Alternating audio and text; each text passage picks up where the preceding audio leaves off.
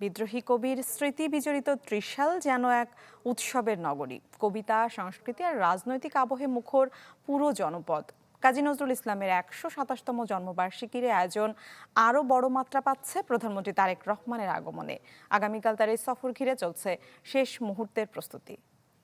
সময়ের সাথে সাথে দেখা দেয় নিত্য নতুন প্রয়োজন। রেডি থাকতে হয় প্রতি মুহূর্ত। তাই এলো ইনোভার, যেন আপনি লাইফে থাকেন রেডি প্রতিদিন। ইনোভার, ডিজাইনড ফর নাও।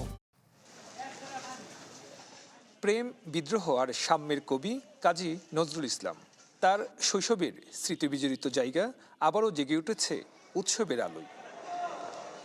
একদিকে জাতীয় কবির জন্মবার্ষিকীর অনুষ্ঠান, অন্যদিকে প্রধানমন্ত্রী তারেক রহমানের আগমন। দুই আয়োজন মিলিয়ে বাড়তি উচ্ছ্বাস ছড়িয়েছে ময়মনসিংহের ত্রিশাল জুড়ে।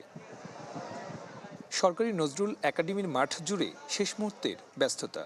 বিশাল প্যান্ডেল নির্মাণ, মঞ্চ সাজানো, আলোকসজ্জা আর নিরাপত্তা প্রস্তুতিতে দিনরাত চলছে কাজ।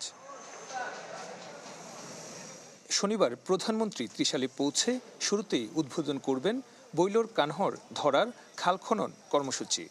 পরে যোগ দেবেন জাতীয় কবির জন্মবার্ষিকীর মূল অনুষ্ঠান, ৩ দিনব্যাপী সাংস্কৃতিক আয়োজন এবং নজরুল বইমেলার উদ্বোধনী পর্বে।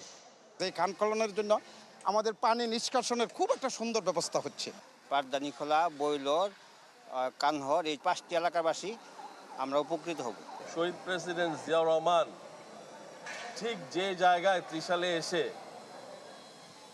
বৈলোরের ধরার খাল পুনর্খনন করেছিলেন, এক্স্যাক্টলি সেই স্থানেই উনি আবার এই খাল পুনর্খননের কাজ করবেন। প্রধানমন্ত্রীর এই সফর ঘিরে থাকছে রাজনৈতিক কর্মসূচিও। দলীয় নেতাকর্মীদের সঙ্গে মতবিনিময়ে অংশ নেওয়ার কথা রয়েছে তার। উন্নয়নমূলক যতগুলো কর্মকাণ্ড আছে আমরা আশা করছি সবগুলোই দাবি উপস্থাপন করবেন এবং সেটা আমাদের প্রত্যাশা ইনশাআল্লাহ আমাদের মাননীয় প্রধানমন্ত্রী পূরণ করবেন। প্রত্যেকটা ভেন্যুতে, প্রত্যেকটা রুপটপে আমাদের পোশাকে পুলিশের সাথে সাথে সাদা পোশাকে পুলিশ, গোয়েন্দা পুলিশ আমাদের নিয়োজিত থাকবে। কোনো ধরনের কোনো সিকিউরিটি থ্রেট নেই। 11ই জ্যৈষ্ঠ জাতীয় কবির মূল জন্মজয়ন্তী হলেও ঈদুল আজহার ছুটির কারণে এবার সূচিতে আনা হয়েছে পরিবর্তন। 21 মে থেকে শুরু হয়েছে 5 দিনব্যাপী বর্ণাঢ্য অনুষ্ঠানমালা। সুলতান মাহমুদ কনিক, চ্যানেল 24, ময়মনসিংহ।